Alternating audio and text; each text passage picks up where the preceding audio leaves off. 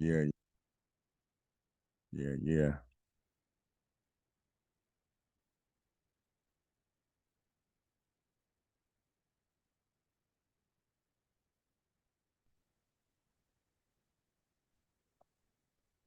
Welcome to Rodus Live. I'm your host, Rodus. Today I have a very special guest by the name of Apryl Moore.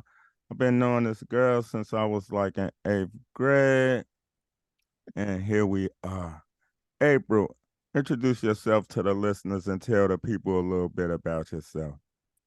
So, like you said, my name is Apryl Moore. I am originally from Chicago, now living in North Dallas in the McKinney, Texas area. I own a business, FreshSteps Medical Foot and Nail Spa. So, entrepreneur, business owner, have 2 kids, a dog, New Yorkie puppies. That's what's popping. And I'm just living my life, trying to do the right thing and be a good person, I guess. That's what's up. So, Mhm. when did you know that you wanted to be an entrepreneur? Well, that's kind of been I don't know, I've kind of always lived my life in the entrepreneur. Like when I left high school, I was actually doing nails as an Okay. entrepreneur. And so it's just kind of been a part of me for a very long time. I did go to college and get some degrees and worked in corporate because, back in those days, that was the proper thing to do, go to college, get a degree and get a good job.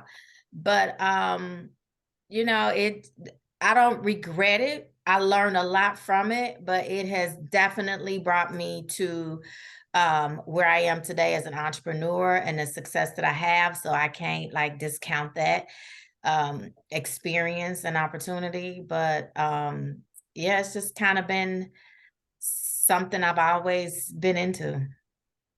Yeah, like being a nail technician, that's one of the most overlooked trades. And like the Chinese people, shout out to all the Chinese people around the world that listen to my show. They making a killing. They getting the bag together. Yeah. Together. So what do you think the biggest reason for us not being able to work together as a people?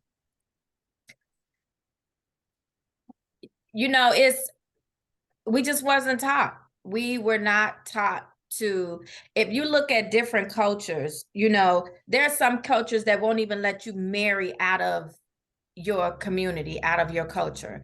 There are some cultures um that raise their kids in a certain way.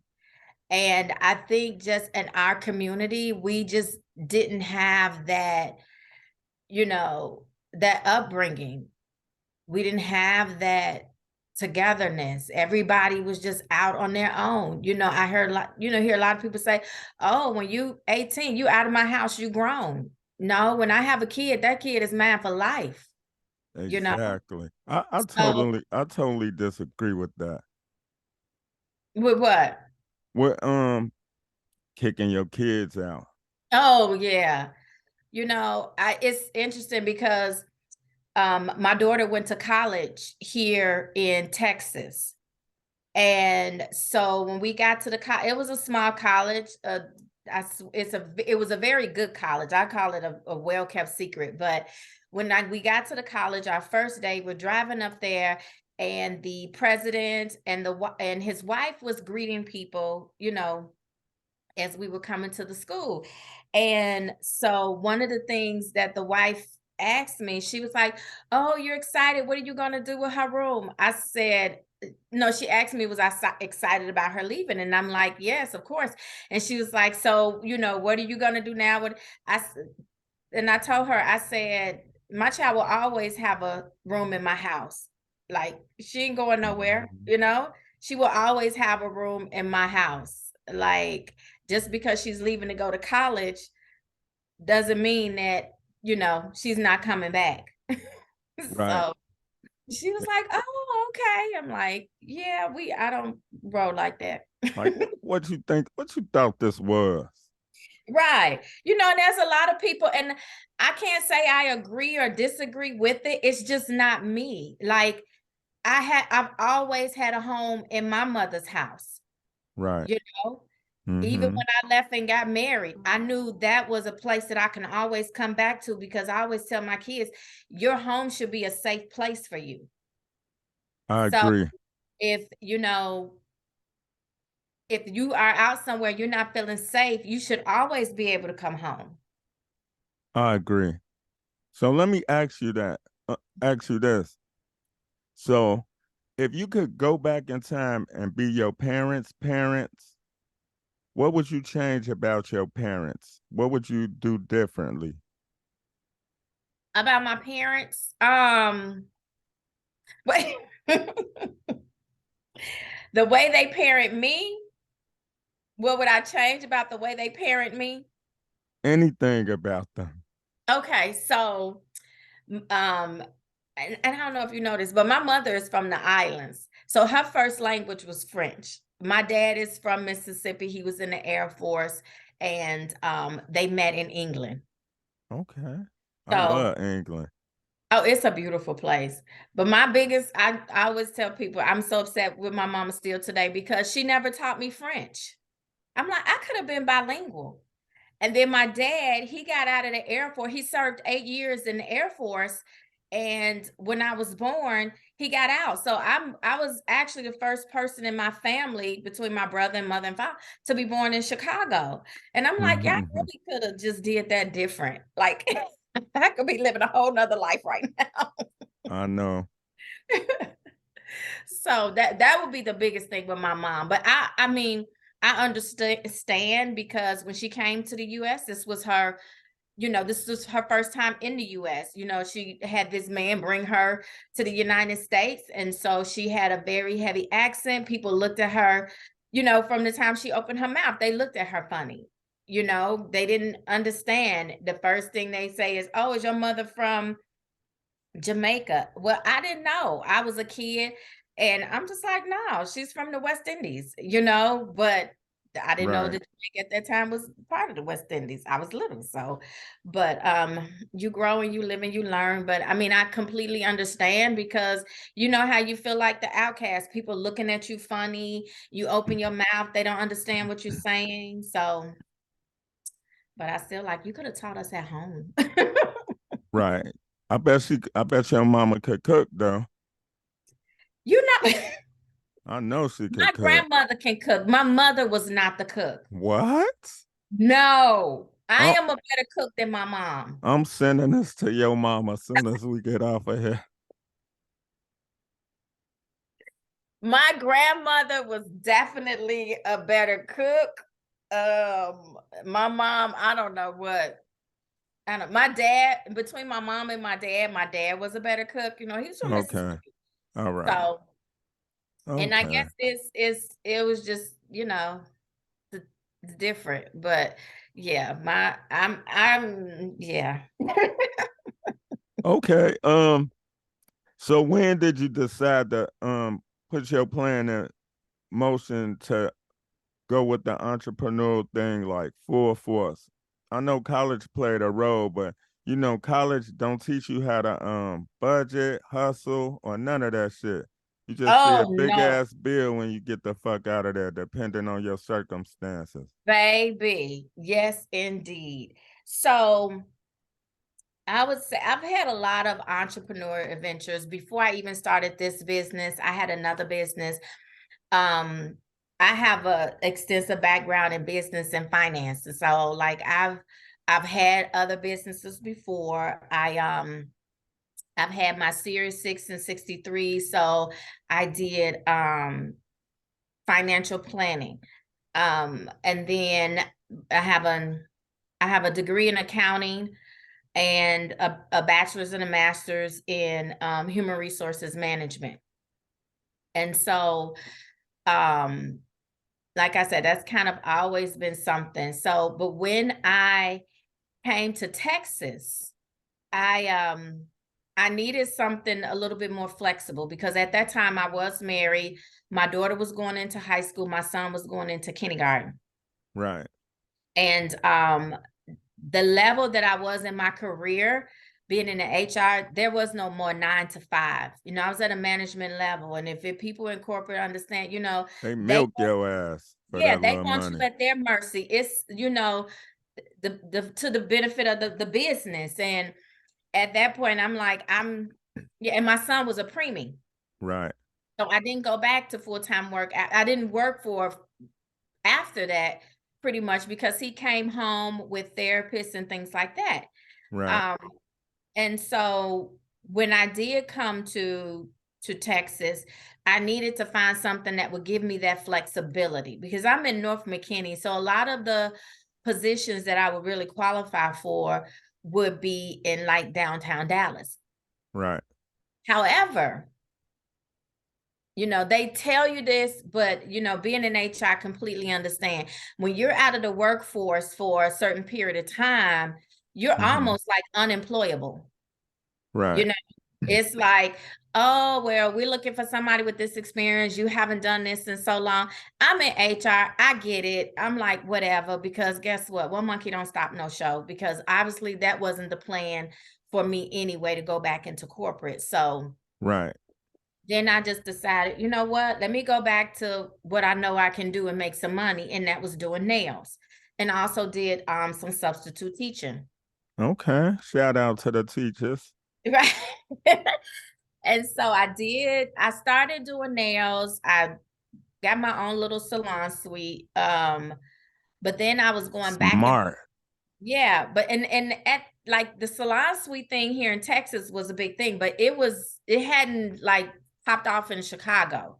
So Right. I really didn't know a whole lot about it. I was learning as I went along. And so, but the issue I had when I started that was that I was going back and forth to Chicago to look after my dad because he was developing dementia. Oh, okay. And so at that time, that business, I couldn't make it the success that it needed to be because a lot of times I wasn't there. Sometimes I was flying back to Chicago 2, 3 times a month. And this was on a monthly basis for over a year and a half. Wow. And so then I had to decide um what I was going to do. So I wound up having to move him to Texas with me. Oh, okay. But in the process of that, when I moved him here, then I wound up finding another job, went into actually it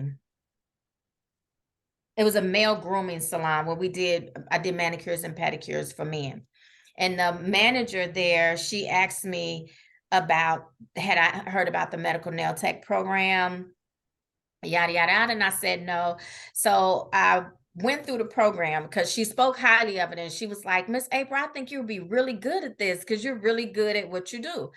And so I said, okay, let me check it out. A lot of it was online, but then I had to do an internship with a podiatrist. So, Okay. having a background I had to do all my research, find out like, is there any podiatrist that would give me an internship? What is this going to look like? Did all of that, went through the internship. When I was in the internship, I realized that there was definitely an untapped market for the um, nail technician to the podiatrist. Like everybody doesn't need to see a podiatrist, but they don't need to go to what I call a traditional nail salon. And Right. that would be with the Vietnamese, Asians, whatever. They Right. needed someplace in between. And Especially where they can communicate with where they're getting the services. exactly. And so at that point, when I finished that program, that's when I started creating FreshSteps. So I was working at the male grooming salon and I was creating FreshSteps. So I was doing everything ahead of time, coming up with my name, getting all my information, getting my website. Like I did all of this before just going into business. And a lot of people, they kind of like go into business before they do the research and do what they're supposed to do. But again, I have a background in this, so I already knew what I needed to do. And at that point, so ironically, because when you're working for other people, and it was a brand new franchise, Okay. brand new franchise. And so the people who bought into the franchise, they had the money to invest, but they didn't understand the industry Right. of the investment they made. Right. So we wound up getting fired. Me, the manager, and a receptionist wound up getting fired all at the same time. Damn. And for no good reason. Like I mean, we kind of know the reason, but again, when it's not in the plans for you, it's not in the plans for you. So we Right. was cool with that, because again, I was working on my own thing. So we was fired from there in May, and in April I launched FreshSteps. Okay. So Tell me about Fresh Steps. Finish. FreshSteps Medical Foot and Nail Spa is it's a salon where I service the people I service have foot issues. Okay. So either foot issues or health issues. Right. We're looking at people with compromised immune systems, and that can be anywhere from diabetics, cancer patients, heart transplants, lung transplants, people that have had surgeries on their knees, backs, necks, whatever, where they cannot reach their feet safely. Right. And then I have people with problem feet. So we may look at thick peeling skin, thick toenails. Some people call them fungal toenails, athlete's feet, ingrown toenails, things such as that. Right. And so that is basically, I don't typically service a person, I service a problem. Okay. My business service is a problem, not a person. And so my clientele can range from anywhere. I've had them from as young as 6 years old to 99.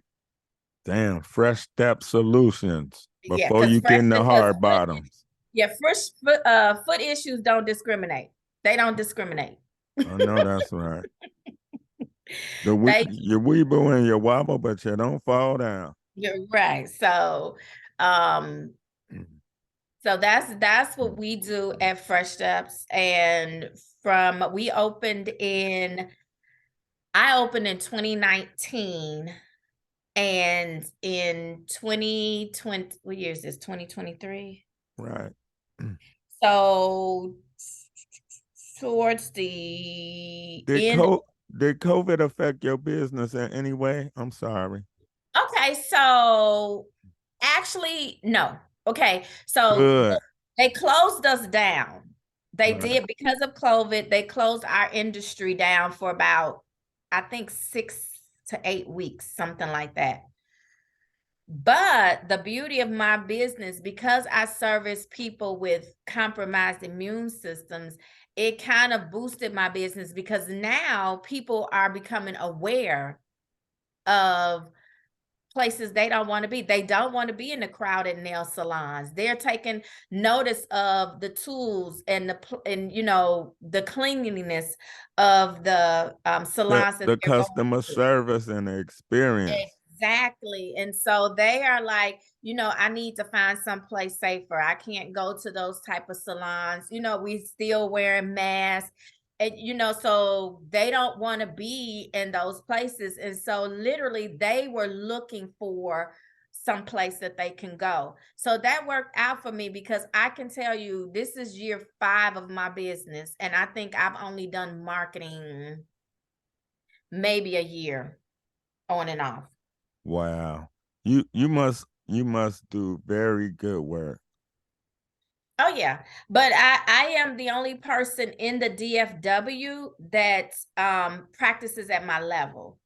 So there are other people that say, "Oh, I can do a medical pedicure. I can do this. I can do that." I am the only one that practices at my level with my knowledge, my experience. the training that I have, the way I work, the tools that I use, and the people that I connect with. So I get a lot of referrals from doctors and podiatrists and Dr. Google. That's what's up. So what who are some of the clients that you won't service? Well, the thing about it is with for what I do, Mm-hmm. I attract a certain clientele. So I the people got you. that's looking for so first of all, I only do feet. You're I a do not do hands. specialist. Right. I only do feet. I do not do hands. So Okay. the people that come to me are looking for me because they have a problem. I don't get the typical what I call salon hopper. They will go from one salon to the next looking for a discount, seeing what they got on sale, or they will just walk into any salon because they need their feet done, or they're trying to, oh, it's a last minute thing. So you have to make an appointment online to come and see me.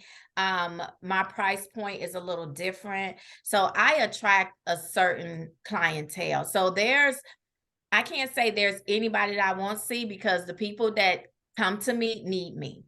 Right. Say less. Say less. Supply and demand. Mm-hmm. Mm-hmm. Okay. So are you ready to have some fun on this show? Let's do it. Da-na-na-na. Let's do it. Da-na-na-na. Okay. This game is called either or, right? Mm-hmm. The original Sparkle or Dream Girls. Oh, I think I'll go with the original Sparkle. I'm a little old school. Okay, that's what's up. I like Sparkle too myself. Let me see. Jennifer Hudson or Beyonce. Jennifer Hudson. Okay.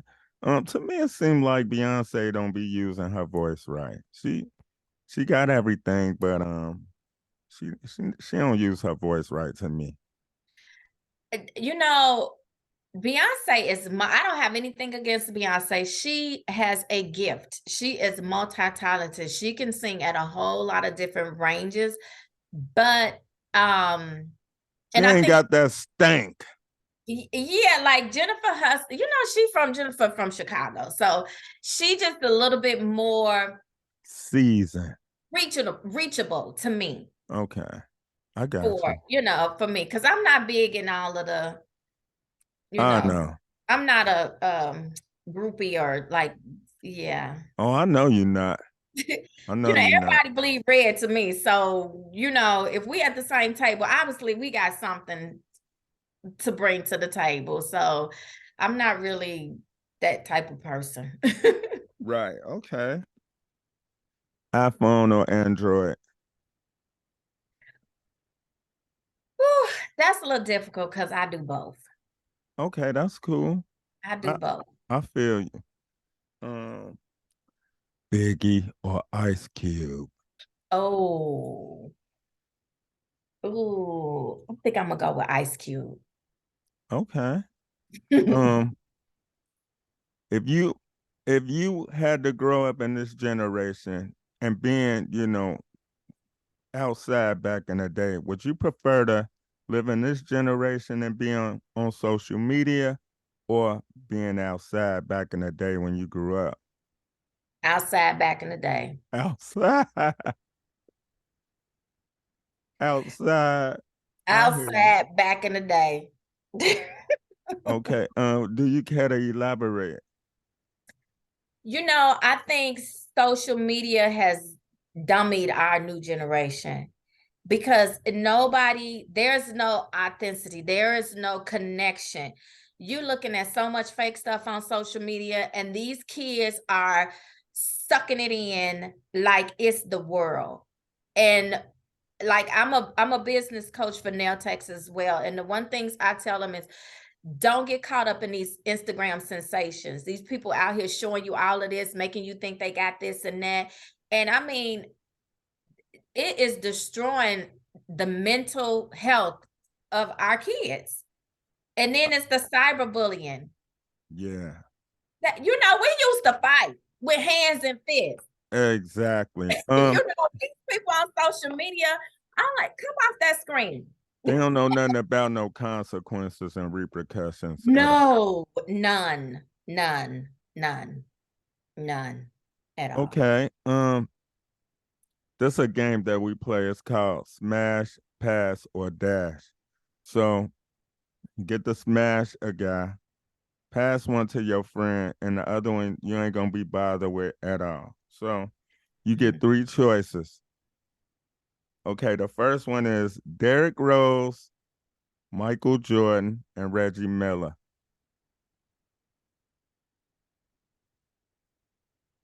And so what I got to do with them? You There. smashing one, you Uh-huh. passing one to the homies. You gotta take one for the team, and the other one you just throwing in the garbage, basically. And we got Derrick Rose, Michael Jordan, And Reggie Miller. and Reggie Miller. Um, ooh,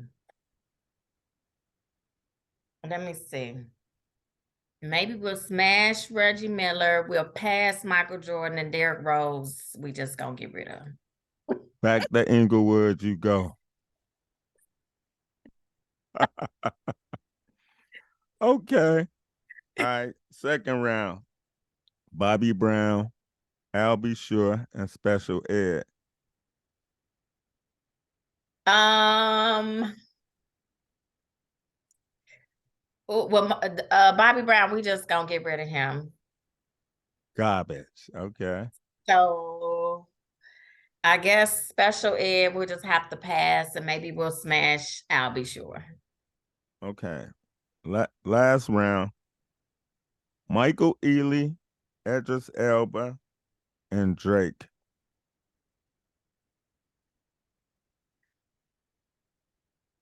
Maybe we'll smash Drake. We'll pass Eldris, whatever, and the other one we'll toss. Okay. So you got a book coming out. Do you care to tell us about your book? Okay, so I do. It's called FreshSteps FootCare. Simple guide to maintaining healthy feet. And it's basically all the tips and tricks that I've shared with my clients over the years to help them maintain their healthy feet. So things that they can do, because our feet are very simple. People make them complicated. Like, that's the thing with social media. Say everybody want to do something. And so the thing I tell my clients is, because your feet are probably one of the most neglected things on your body, even though it carries your weight. Like, it is probably the most important thing on your body. Because when your feet don't work, everything, you just all out of order. And so they're really not that complicated. So all the things that I share with my clients, all the things that have helped them to get back to having healthy feet, helping them maintain their healthy feet, is what I share in my book. In addition to, we have a contribution from one of my doctors that refer a lot of my clients. He's contributed some tips in there for people who need to go see the podiatrist. But it's basically just a simple guide. So it's like, okay, something going on with my feet. You can look at the book and be like, okay, what do I need to do? What should I be doing? And all of this soaking and all of these oils and all of this is really not necessary. Okay, that's what's up. Mm-hmm. So tell the people where they could get the book and where can they find you on social media. So the book is going to be out probably about 2 weeks. It's in editing now. It can be found at freshstepsfootcare.com. It'll be on there for sale. It's also on Amazon. But if you get it from Fresh Steps, then it comes directly from me, so I can sign it for you. And I'm on social media at Fresh Steps Medi Spa on Instagram, Fresh Steps Medical Foot and Nail Spa on Facebook. And that's I'm not a big social media person, and I don't get my clients from social media. So I just do a little something out there. Instagram is probably the biggest, at FreshSteps Medi Spa. Man, that's what's up. Like, people don't understand about actually touching the people in real life. It's something about your smile. It's something about your interaction. It's something about letting them feel that they know that you are the professional that you are representing, you know? Yes. And that's one of the things I try to share with my clients because, first of all, I have a system, and people need to understand that when you have your businesses, you need to have systems and policies in place. And people respect that, especially when they're coming to you, when they're looking for you. They respect that. A lot of my clientele are older white men. I'm in McKinney, Texas. I have a big mixture of different, nationalities I ain't never heard of people that come to me. Because again, like I said, foot issues don't discriminate. But Right. when you have systems and things in place, people come to you looking for help. And so when I talk to nail techs, I'm like, I don't understand for a person to come in here and try to negotiate my pricing. It is what it is. I've never had that.